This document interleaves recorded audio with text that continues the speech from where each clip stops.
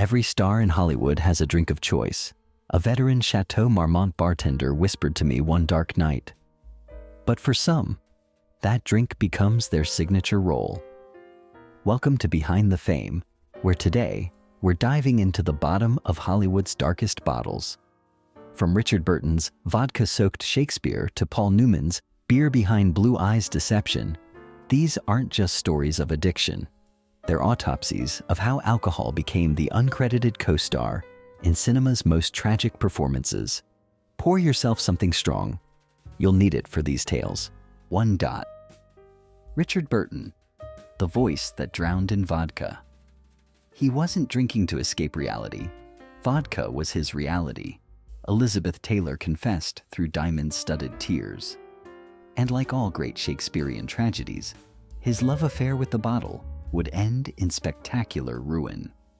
The metamorphosis of Wales's greatest voice into alcohol's most eloquent slave wasn't just addiction, it was poetry written in empty bottles. Like a demon possessed by spirits of another kind, Burton turned drinking into a performance art that would make the gods weep. 3 bottles of vodka a day, his butler revealed with haunted eyes. He wasn't drinking it, he was breathing it. The 1960s weren't just his golden era, they were his liquid reign. He and Elizabeth would start at breakfast, a former chef recalled with horror. Vodka in their cornflakes, gin in their juice. Their blood was more alcohol than plasma. Together, Hollywood's most notorious power couple transformed their mansion into what staff called the Liquid Palace. The beast of booze feasted first on his legendary voice.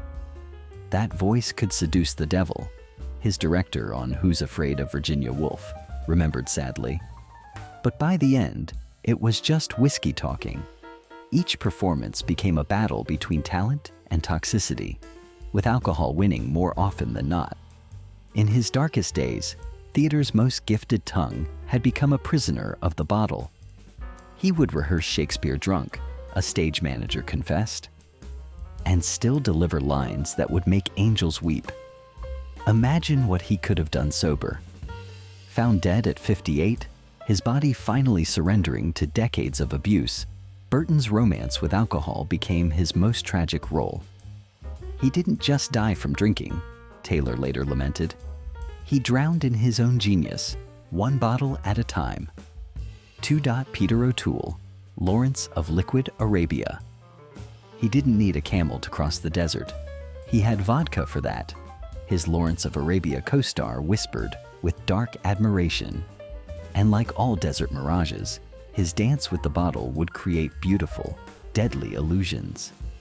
The transformation of cinema's most striking blue-eyed devil into alcohol's most charming casualty wasn't just addiction.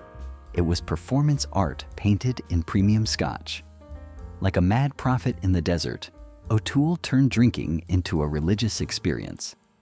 He wouldn't just drink, his personal assistant revealed, with a mixture of awe and horror. He would conduct ceremonies with alcohol as his god and bartenders as his priests. The film sets weren't just his workplace, they were his personal pubs. During Lawrence, he drank enough to kill a normal man, a crew member confessed. But Peter wasn't normal. He was superhuman when it came to alcohol. His camel rides across the desert were really swaying from the endless vodka coursing through his veins. The beast of booze rode him like a prized Arabian stallion. He would show up to sets so drunk, David Lean recalled, that he had to be tied to his camel to prevent falling off. Yet somehow, he still looked majestic. Each scene wasn't just acted, it was marinated in premium spirits. In his darkest days, Hollywood's most beautiful drunkard had become a legend of liquid chaos. He turned his stomach into a chemistry lab, his physician noted grimly. The amount of alcohol in his system would have preserved a corpse. Instead, it preserved his legend. Surviving 7 nominations without an Oscar and enough alcohol to float the Titanic, O'Toole's battle with the bottle became Hollywood mythology. "I didn't just drink," he famously declared near the end. "I turned drinking into an art form that made my acting look amateur by comparison." 3. Richard Harris, Dumbledore's Dance with Devils. He wasn't banned from Irish pubs for drinking.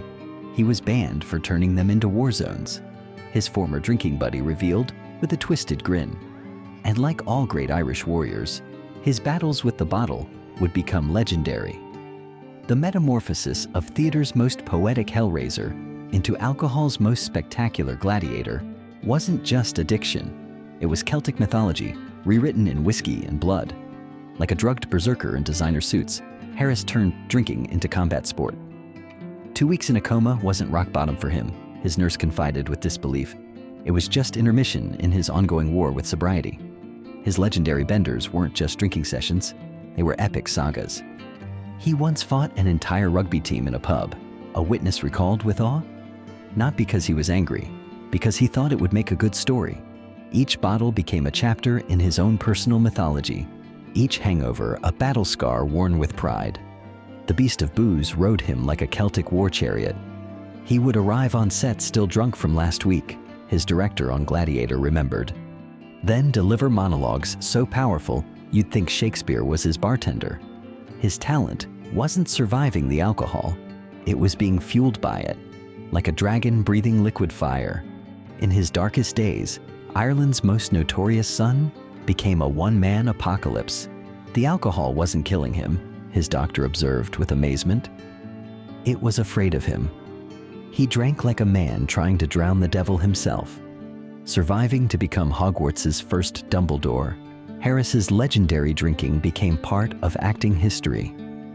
"I didn't just fight alcohol," he declared before his death. "I made it my best friend and worst enemy, then invited the world to watch us dance." 4. Oliver Reed, the man who made death his bartender. He didn't die during a drinking contest, he won it. Then death claimed its prize, his Gladiator co-star revealed with a haunted stare.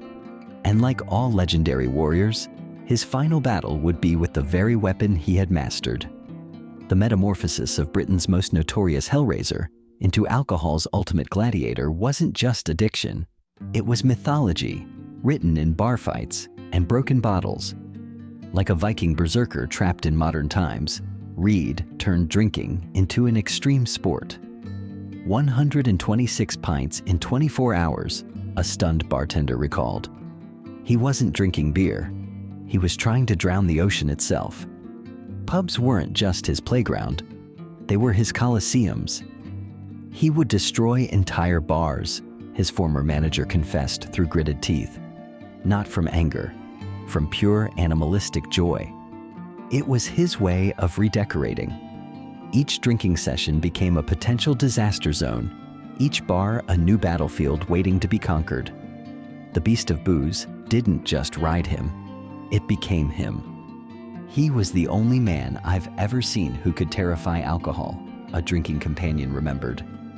"He consumed it like a demon consuming souls, always hungry for more." His legendary constitution wasn't just tolerance, it was superhuman, as if his blood had become pure spirits. In his final days, during the filming of Gladiator, cinema's most infamous drunk became Destiny's punchline: 538 pounds on alcohol, including 8 bottles of rum, the Maltese bartender counted after his last stand. He didn't just die, he conducted his own Last Supper. Found dead in a Malta pub, having won his final drinking contest, Reed's exit became his masterpiece. Oliver didn't lose to alcohol, his Gladiator director noted grimly. He used it to write his own ending, a warrior's death that even Hollywood couldn't script. M5. William Holden, Sunset Boulevard's darkest fall. He wasn't found dead. He was discovered like a twisted prop in his own noir film, his neighbor whispered through trembling lips. And like all perfect Hollywood endings, his would be written in blood and vodka.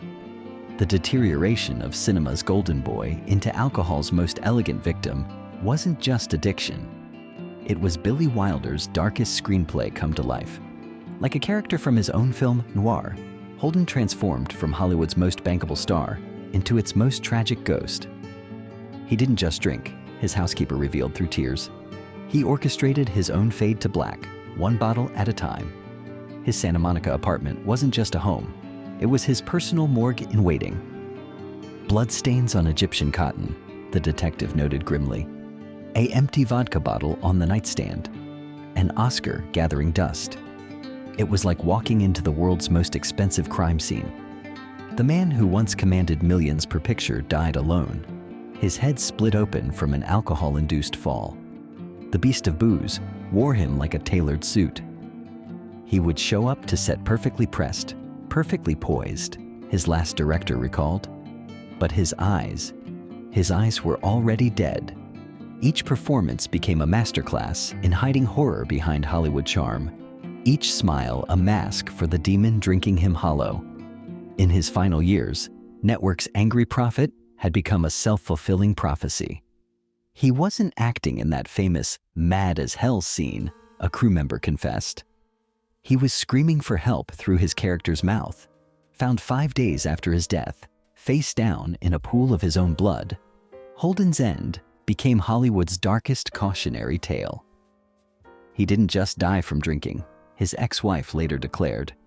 He died from perfecting the art of dying in plain sight. 6.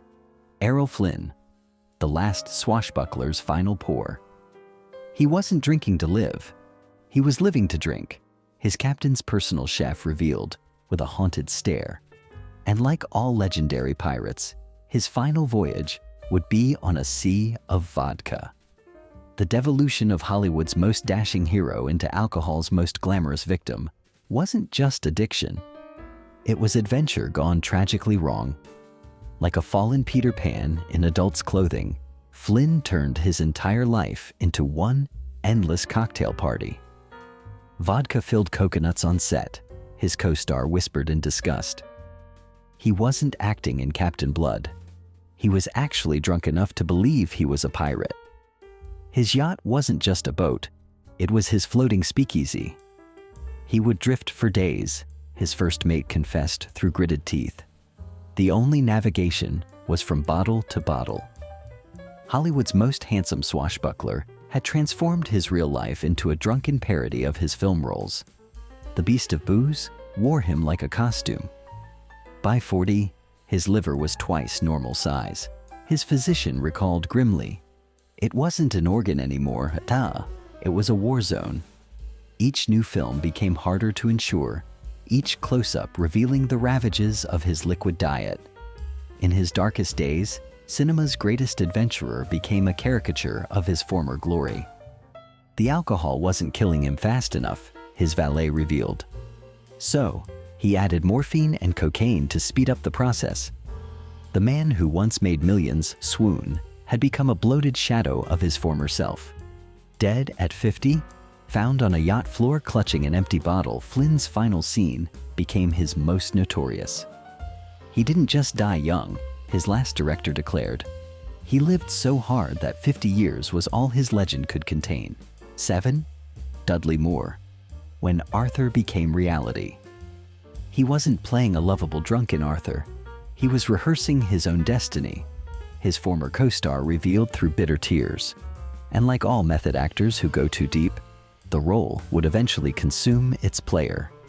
The transformation of comedy's charming imp into alcohol's shortest tragedy wasn't just addiction. It was life imitating art with deadly precision. Like a prophet acting out his own prophecy, Moore turned his Oscar-nominated role as Arthur into a biographical blueprint. He became Arthur, his ex-wife confessed with hollow eyes, but without the happy ending or the billions to cushion his fall. The comedy clubs weren't just his stage, they were his liquid confessionals. He would perform drunk, his manager recalled with pain. Not tipsy funny like Arthur, but devastating, sad drunk, where the audience didn't know whether to laugh or cry. Each joke became a cry for help, each stumble less choreographed than the last. The beast of booze wore him like a puppet master. By the 90s, he couldn't tell where Arthur ended and Dudley began, his physician noted grimly. The charming drunk act wasn't an act anymore. It was a documentary. His brilliant piano playing, once legendary, became a duet with delirium. In his final years, Hollywood's most lovable alcoholic had become a tragic punchline. The disease that took his mobility wasn't the worst part. his nurse revealed. It was watching him try to drink away the fact that he couldn't even play piano anymore. Dying a shell of his former self, Moore's life became a dark parody of his most famous role. Arthur was supposed to be a comedy, his last director observed. Dudley turned it into a prediction, and then spent decades fulfilling it. 8. Mickey Rourke, Beauty and the Bottle. He didn't lose his looks to boxing, he drowned them in vodka, his former trainer hissed through clenched teeth. And like all beautiful things corrupted, his fall from grace would be spectacular to watch. The metamorphosis of Hollywood's prettiest bad boy into alcohol's most disfigured disciple wasn't just addiction, it was deliberate self-destruction as performance art. Like Dorian Gray smashing his own portrait, Rourke seemed determined to destroy the beauty that made him famous. He wasn't just drinking, his 9.5 weeks co-star revealed. He was trying to kill the pretty boy in the mirror. The boxing ring wasn't just his escape. It was his liquid courage made flesh. He would drink before fights, his cornerman confessed with horror. Not to dull the pain, to convince himself he was immortal. Each punch became an extension of his bottle, each scar a trophy in his war against his own reflection. The beast of booze wore his face like a mask of tragedy. By the 90s, you couldn't tell what did more damage, his plastic surgeon admitted. The boxing, the booze, or his determination to erase himself. Hollywood's former heartthrob had become a cautionary tale in facial reconstruction. In his darkest days, cinema's fallen angel became a ghost in the boxing gyms. The alcohol wasn't numbing him anymore, his sparring partner observed grimly. So, he let opponents' fists finish what the bottle started. The man once compared to James Dean had become a living testament to beautiful ruins. Rising from rock bottom to his comeback in The Wrestler, Rourke's resurrection became Hollywood legend. "I didn't just fight alcohol," he later declared. "I fought the pretty boy it helped me kill. And somehow, we both survived." 9. Paul Newman, The Blue Eyes' Dark Secret. Behind those perfect blue eyes lurked an ocean of beer, his personal chef revealed with trembling hands. And like all perfect masks, his would take decades to crack. The transformation of America's most trusted face into alcohol's most sophisticated slave wasn't just addiction. It was deception elevated to an art form. Like a master illusionist, Newman hid his demons behind that million-dollar smile. Beer for breakfast wasn't a habit, his housekeeper whispered. It was a ritual as regular as sunrise. His immaculate public image wasn't just a facade, it was his prison. He would hide beer in Coke cans, his driver confessed with bitter admiration. The perfect husband, the charitable icon, all fueled by a river of alcohol that nobody was supposed to see. Each public appearance became an exercise in calculated camouflage. The beast of booze wore him like a perfectly tailored suit. Six-packs weren't just in his fridge, his gardener revealed. They were buried in his garden, hidden in his car, stashed in every room like secret survival bunkers. Hollywood's most enduring heartthrob had perfected the art of functional alcoholism. In his private moments, America's sweetheart waged a silent war. The drinking wasn't destroying him, his doctor noted with amazement. It was preserving him, pickling him in a perfection that the public demanded. Those legendary blue eyes became portals hiding oceans of guilt. Surviving decades of secret drinking while maintaining his sterling reputation, Newman's battle with the bottle became Hollywood's best-kept secret. "I didn't just hide my drinking," he allegedly confided to a friend near the end.